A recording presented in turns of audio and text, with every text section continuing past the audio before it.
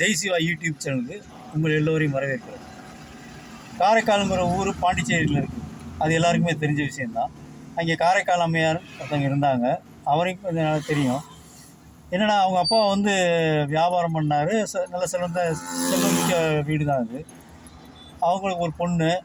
அந்த பொண்ணு எந்த நேரம் பார்த்திங்கனாலும் சிவன் பக்தி. அது அந்த பொண்ணு சிவனை வந்து வழிபட்டுக்கிட்டே இருப்பாங்க. மனசில் எந்த நேரமும் வந்து நம்ம சிவாய நம்ம தான் சொல்லிக்கிட்டே இருப்பாங்க. அந்த அளவுக்கு தீவிர பக்தி அவங்க அப்பா பார்த்தாரு, இந்த பொண்ணுக்கு இப்படி விட்டோம்னா சாமியாரை போயின்னு சொல்லிட்டு மாப்பிள்ளையை பார்த்து கல்யாணம் பண்ண. அப்படி நல்ல மாப்பிள்ளை தான், இன்னும் சொல்ல வரல. என்னென்னா, அவங்களோட தாம்பத்திய உறவோ எந்த விதமான இது இல்லாமல் வாழ்ந்துட்டு வந்தாங்க. குடும்ப வாழ்க்கையும் அந்த அம்மா இல்லாமல் வாழ்ந்துட்டு வந்தாங்க. கடைசியில் இப்படி பார்த்தாங்க, சொந்தக்காரங்கள்லாம் சேர்ந்து இவர் வேறு பொண்ணை கல்யாணம் பண்ணி வச்சிடலான்னு சொல்லி முடிவு பண்ணி கல்யாணம் பண்ணாங்க.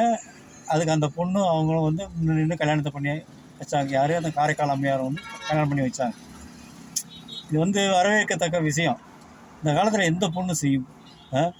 ஆய்வுனா கோர்ட்டு கேஸு ஈஸுன்னு அலைஞ்சு அவனை உண்டு இல்லாமல் அசிங்கம் பண்ணி விட்டு என்னென்னமோ பண்ணி அது நடந்துக்கிட்டு இருக்குது. கிட்டத்தட்ட தமிழ்நாட்டில் பார்த்திங்கன்னா 6000 கேஸ் 7000 கேஸ். எதுக்கு கோர்ட்டில் கேஸ் போடுறாங்கன்னே தெரிய மாட்டேங்குது. தும்புனா கேஸு, இருமுனா கேஸு, நிறுத்த போட மாட்டேங்கிற கேஸு, கொரட்டை விடுறாங்கிற கேஸு, விவசாயம் இல்லாமல் போச்சு. டைவர்ஸ் கேஸுங்கிறது விவசாயம். குடிக்கலையா ஒதுங்கிடணும், இப்போ வாழ்க்கை நீ பார்த்துக்கிறது விட்டுருன்னா அவங்க தனியாக போயிடணும். இதெல்லாம் இல்லாமல் அந்த அம்மா வந்து பெருந்தன்மையோடு அந்த பையனை கல்யாணத்தை பண்ணி வச்சு அதுக்கப்புறம் குடும்பம் சகிதமாக வாழ்ந்தாங்க. அதுக்கப்புறம் அந்த அம்மா மேற்கொண்டு தியானம் பண்ணி அப்புறம் ஒரு நாள் வந்து தவம் பண்ணி தியானம் பண்ணி ஒரு நாள் ஈஸ்வரன் கடவுளை வந்து கேட்குறாரு, உனக்கு என்ன வேணும் கேள் அப்படின்னு சொல்லிட்டு.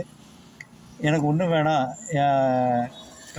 இங்கே உள்ள எல்லோரும் நல்லா இருக்கணும் அப்படின்னு வேண்டிக்கிட்டு அதுக்கப்புறம் சொன்னாங்க, நான் எப்போவுமே அந்த உங்கள் நாமத்தை தான் நான் சொல்லிக்கிட்டே இருக்கணும், சிவபெருமான் உங்கள் நாமத்தை தான் சொல்லிக்கிட்டே இருக்கணும்னு சொல்லிட்டு சொன்னாங்க.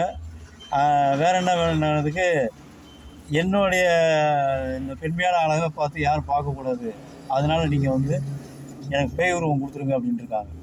சரின்னு சொல்லி அந்த அம்மா நினச்ச மாதிரி பேய் உருவம் எடுத்துகிட்டு அப்படியே தலையில் காரைக்கால்லேருந்து அப்படியே வந்தாங்க.